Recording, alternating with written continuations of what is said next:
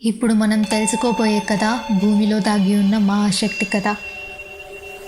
ఏ ఆలయానికి వెళ్ళినా గర్భగుడి ఎదురుగా నిల్చుని దేవీ దేవతలను కళ్ళారా దర్శించుకుని తమ ఎదురుగా ఆ విగ్రహమూర్తులకు పూజలు నిర్వహిస్తే అదో తృప్తి. కానీ కాశీలో ఉన్న వారాహిదేవి ఆలయంలోని అమ్మవారికి పొద్దున్నే 2 నుంచి 2:30 గంటల నుంచి దర్శించుకునే అవకాశం ఉండదు. అది భూగర్భంలో కొలువైన ఈ దేవిని 2 రంధ్రాల నుంచి చూసి వచ్చేయాల్సి ఉంటుంది. క్షేత్రపాలికగా కాశీని కాపాడమే కాదు, భక్తుల సమస్యలను నివారించే శక్తి స్వరూపిణిగాను వారాహిదేవి పూజలు అందుకోవడం విశేషం. ఉగ్రస్వరూపం వరాహముఖం కలిస్తే వారాహిదేవి చక్రం ఖడ్గం ధరించి ఈ దేవి ఆలయం భూగర్భంలో ఉంటుంది. కేవలం పూజారి మాత్రమే రోజు పొద్దున్నే తెల్లవారుజామున ఆలయానికి వెళ్ళి అమ్మవారికి అభిషేకాలు, ఇతర పూజా కార్యక్రమాలు నిర్వహించి హారతి ఇచ్చేసి గర్భగుడి తలుపులను మూసేస్తాడు. ఆ తరువాత ఆలయానికి వచ్చే భక్తులు ఈ గుడి తలుపులకు ఉండే 2 రంధ్రాల నుంచి అమ్మవారిని దర్శించుకోవాల్సి ఉంటుంది. అది కూడా ఒక రంధ్రం నుంచి చూస్తేనే అమ్మవారి ముఖం కనిపిస్తుంది. మరొక దాంట్లోంచి వారాహిదేవి పాదాలు చూడవచ్చు. ఒకవేళ ఎవరైనా భక్తులు పూలు తీసుకుని వస్తే వాటిని భద్రపరిచి మర్నాడు తెల్లవారుజామున అమ్మవారికి సమర్పిస్తారు.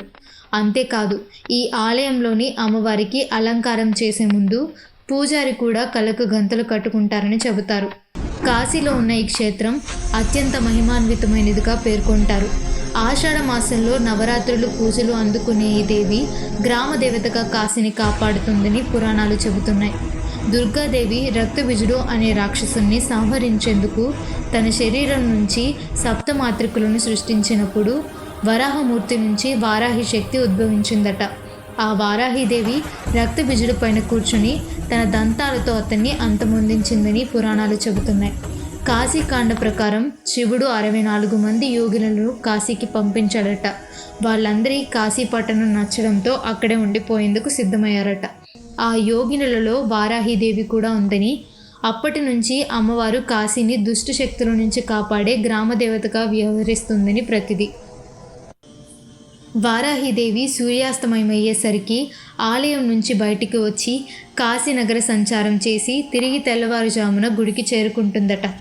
అలా వచ్చినప్పుడు పూజలు నిర్వహిస్తారు. ఆ తరువాత దేవి విశ్రాంతి తీసుకుంటుందని, అమ్మవారిది ఉగ్రస్వరూపం కావడంతో ఆమె ప్రశాంతతకు భంగం కలగకుండా ఉండేందుకే తలుపులు మూసేస్తారని చెబుతారు. పాండవులు కూడా ఈ అమ్మవారిని దర్శించుకున్నారని, ఇక్కడ దేవిని నేరుగా చూడలేకపోయినా కొలిచిన వారికి ఆమె కొంగు బంగారం అని భక్తుల నమ్మకం. అనారోగ్య సమస్యలు, కోర్టు కేసులు, దుష్ట శక్తుల బెడదలు ఉన్నవారు ఈ ఆలయానికి ఎక్కువగా వస్తారని అంటారు. రోజువారీ జరిగే పూజలు ఒకెత్తైతే ఆషాఢ మాసంలో అమ్మవారికి ప్రత్యేక నవరాత్రులు నిర్వహించడం మరొకెత్తు. అదేవిధంగా శ్రావణ మాసంలో చేసే ఉత్సవాలతో పాటు దసరా, నవరాత్రుల సమయాల్లో విశేష పూజలు చేస్తారు. ఒకప్పుడైతే ఇక్కడ నరబలులు కూడా ఇచ్చేవారట. క్రమంగా అది పోయి అమ్మవారికి రక్తాభిషేకాన్ని నిర్వహించేవారని, ఇప్పుడు ఆ ఆచారం కూడా పోయిందని చెబుతారు. లక్ష్మీదేవి స్వరూపంగాను కొలిచే వారాహిదేవిని బౌద్ధులు వజ్రవారాహినిగా పిలుస్తారు.